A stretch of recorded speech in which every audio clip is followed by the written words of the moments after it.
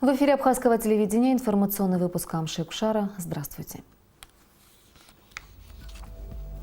Сегодня в выпуске «Цветы к посольству. Акция памяти погибшего гражданина России».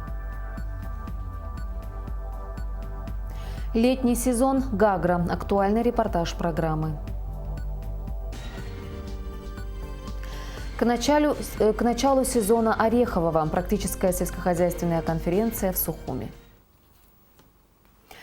Президент Республики Абхазия Рауль Хаджимба подписал указ об освобождении Беслана Авицба от должности главы администрации Сухумского района на основании личного заявления. Об этом сообщает официальный сайт президента. Этим же указом, исполняющим обязанности главы администрации Сухумского района, назначен Валерий Смыр. Сегодня молодежь столицы провела акцию памяти российского туриста Андрея Кабанова, погибшего от рук преступников в селе Приморское Гудаутского района. Молодые люди принесли цветы к посольству Российской Федерации в Республике Абхазия и почтили минутой молчания память погибшего. Акцию организовал Госкомитет по молодежной политике. Сегодня Государственный комитет Республики Абхазия по молодежной политике решил выразить свои соболезнования. На самом деле это трагедия не просто российского народа, это трагедия вообще общества в целом. Не бывает своих и чужих. И мы сегодня вместе с нашей молодежью решили выразить, вот, честно сказать, это очень тяжко. Это не должно быть нигде и никогда. Это неправильно. И мы это понимаем. И придя сегодня сюда, мы хотим показать, что несмотря на то, что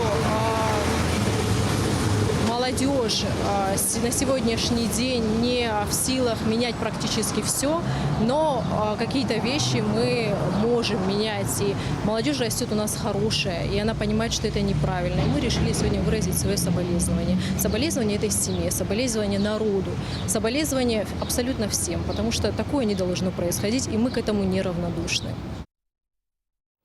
На календаре середина июля, а это значит, что в Абхазии разгар туристического сезона. Каждый год нашу страну посещают сотни тысяч туристов. Но Гагра и Пицунда по-прежнему остаются самыми популярными местами отдыха. Наша съемочная группа побывала на пляжах излюбленной туристами Гагры. Несмотря на последние трагические события, взбудоражившие общественность и, конечно же, туристов, летний сезон все же идет своим чередом. Пляжи некогда знаменитого на весь Советский Союз и ближнее зарубежье курортного города Гагра и сейчас не пустуют. Яркое солнце, теплое ласковое море, шезлонги, раздевалки, прибрежные кафе, блюда и напитки на любой вкус и карман, разнообразные развлечения. Словом, все здесь предусмотрено для любителей спокойного или же активного отдыха.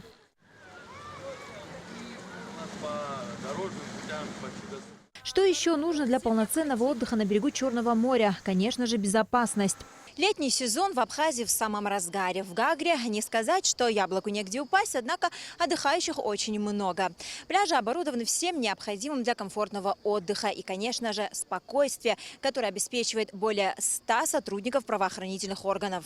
За спокойный отдых местных жителей и многочисленных туристов здесь отвечает гагрская милиция. С мая месяца, то есть с появлением в районе первых туристов, личный состав управления внутренних дел по Гагрскому району был переведен на усиленный режим работы. Профилактические мероприятия проводятся систематически.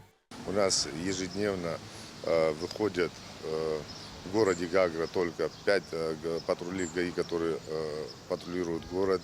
Пеших патрулей 10 маршрутов, которые именно в городе Гагра находятся. Сотрудники правоохранительных органов проводят мониторинг мест массового скопления людей не только в Гагре, но и Пицунде и Бзыбе, а также излюбленные отдыхающими устья холодных речек, коих в районе немалое количество. Они – настоящее спасение для людей в июльский зной.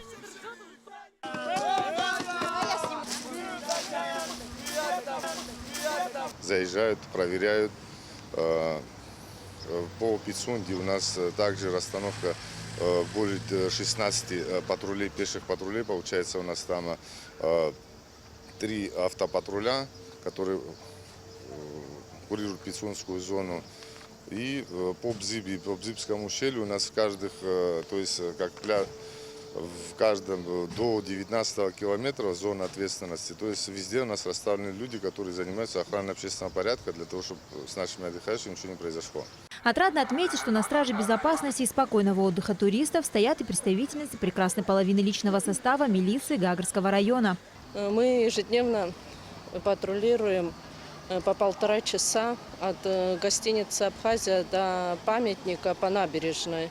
Обстановка в нашем городе стабильная, отдыхающие купаются на море, все пока спокойно.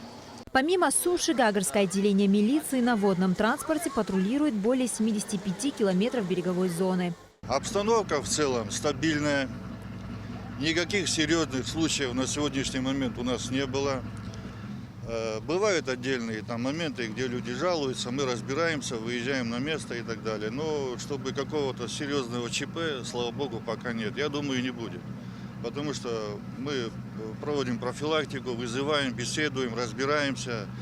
Ну, на сегодняшний день еще раз хочу сказать, что у нас обстановка нормальная. А туристы с удовольствием делятся с нами своими впечатлениями об Абхазии. По счастливым загорелым лицам отдыхающих видно, что их отдых в Абхазии ничего не омрачает. И уезжать отсюда раньше времени они не собираются. Первый раз сюда приехали. Замечательная страна, очень красивая.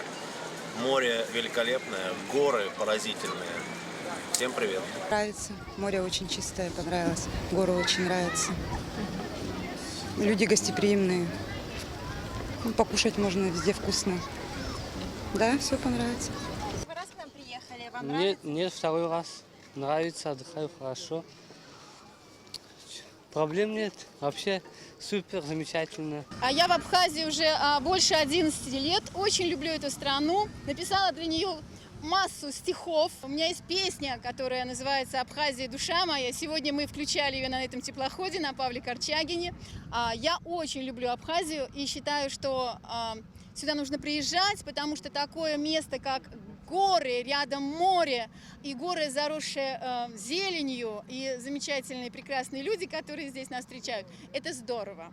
Атмосфера здесь и вправду располагает к ленивому или, наоборот, активному отдыху. Жаркая погода, теплое море в 25 градусов, легкая музыка, раздающаяся из прибрежных кафе. Одним словом, все располагает к отличному настроению и приятному времяпровождению.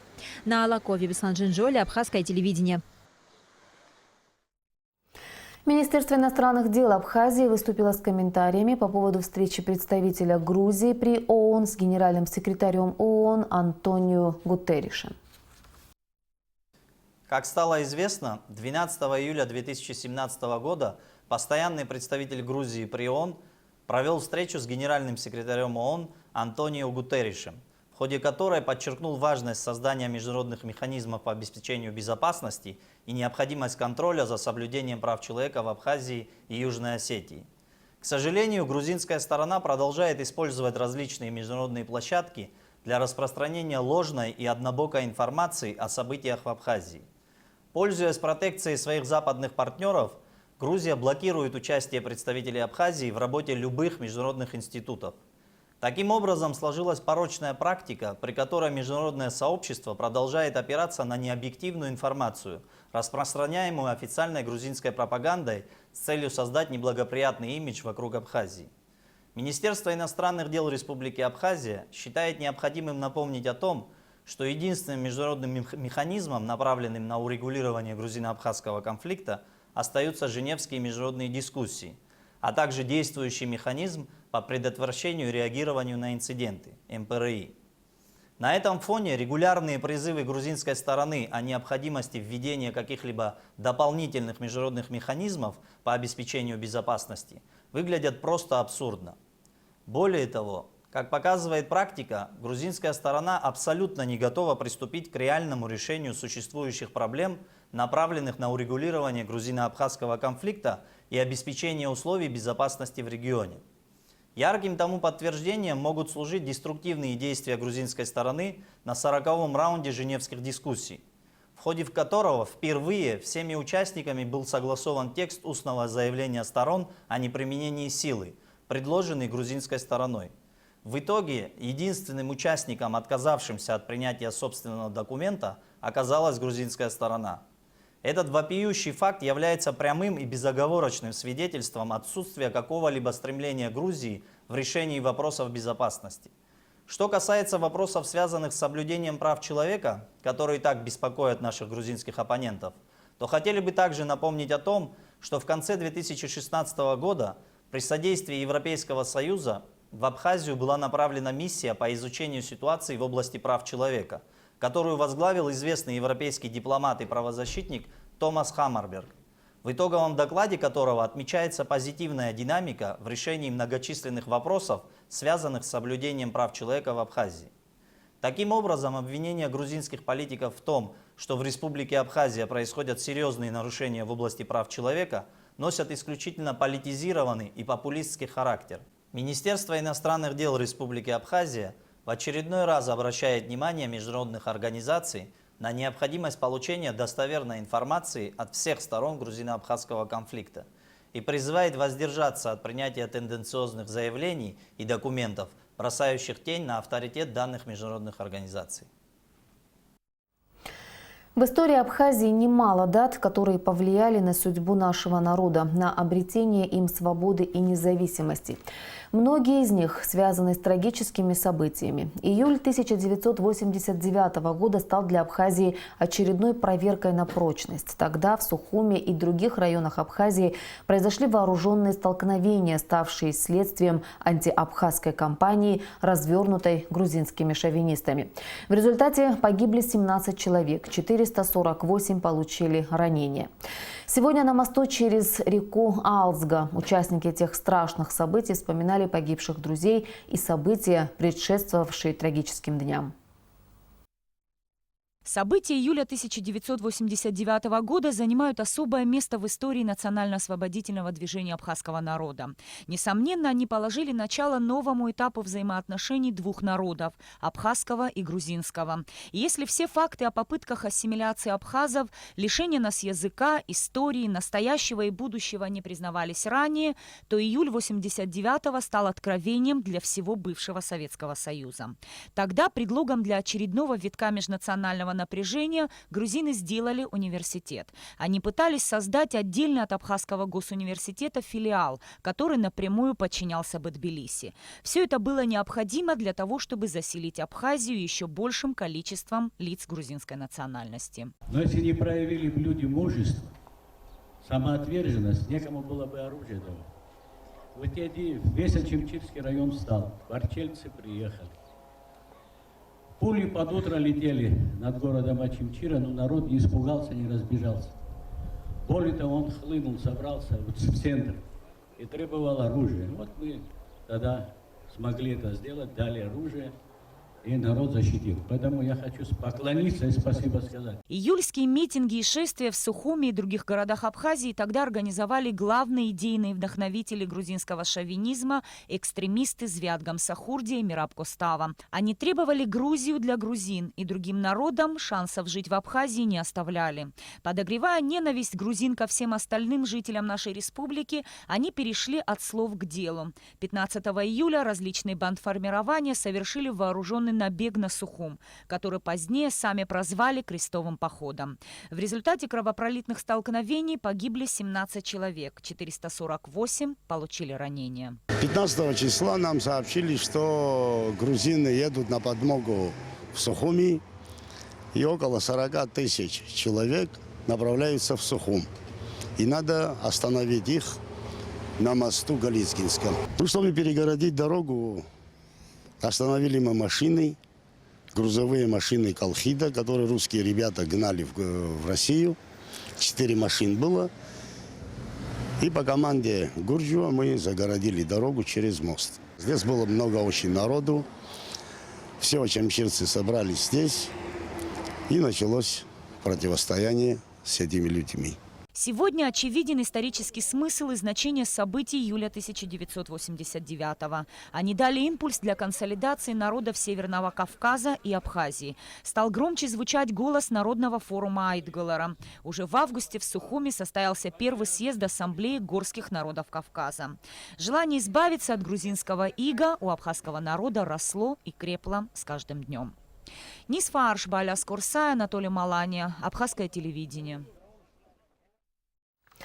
Первая практическая сельскохозяйственная конференция, посвященная вопросам эффективного выращивания орехов фундука в Абхазии, прошла сегодня в столице.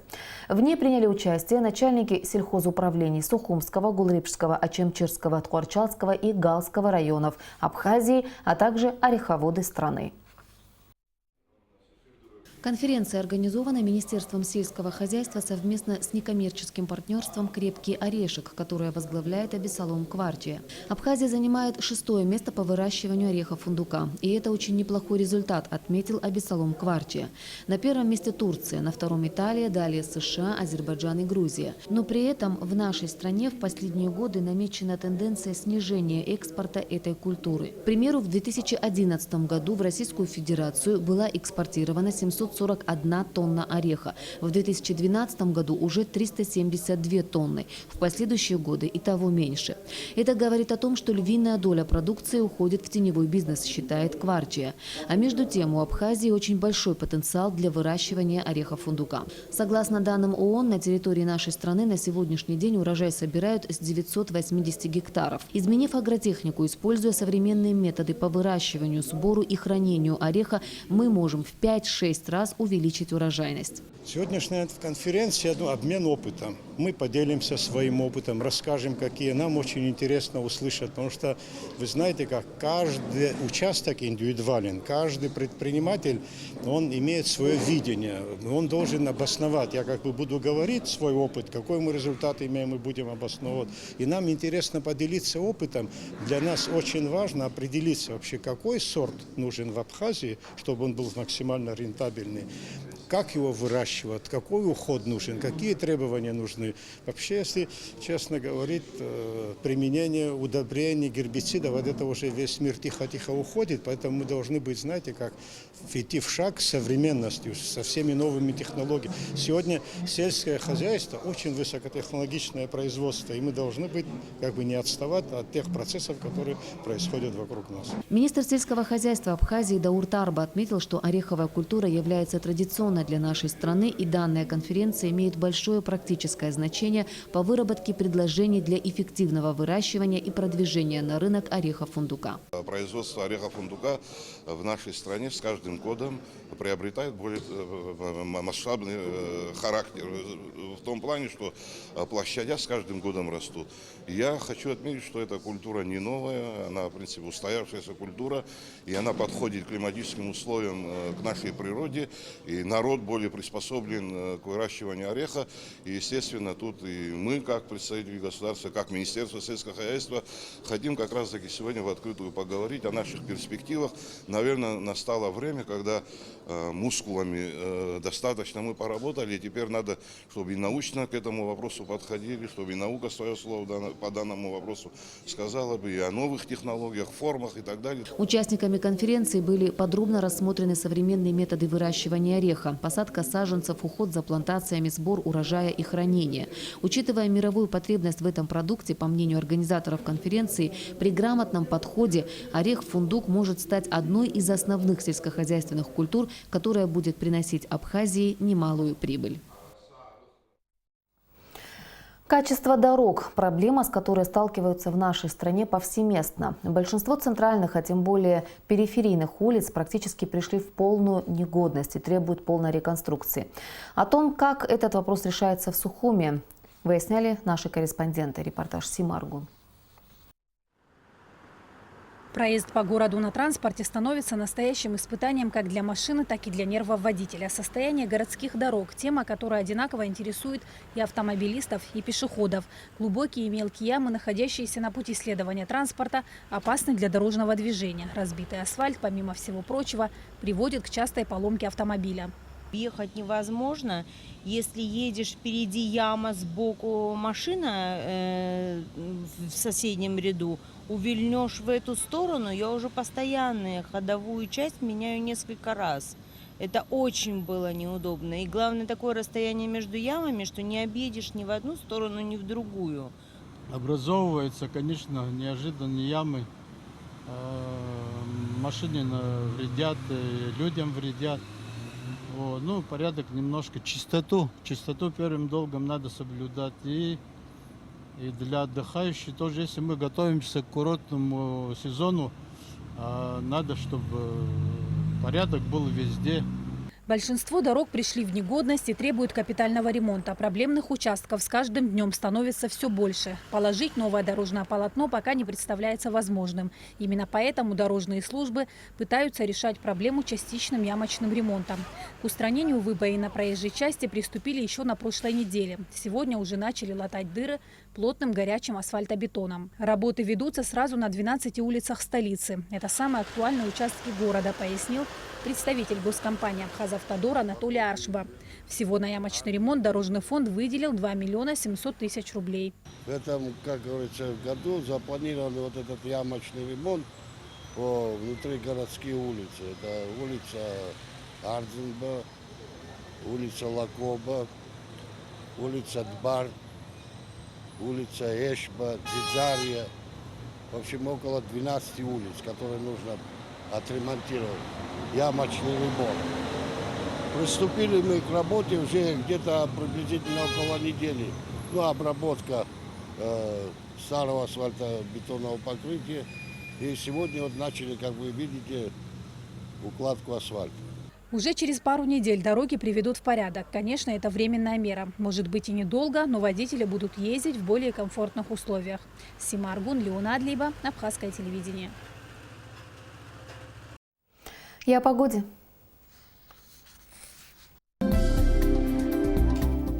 В выходные дни в Абхазии будет преимущественно без осадков. Температура воздуха ночью плюс 20-24, днем плюс 29-32 градуса.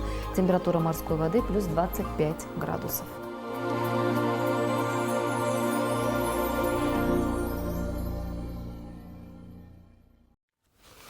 Информационный выпуск завершен. Я прощаюсь с вами. До встречи в эфире.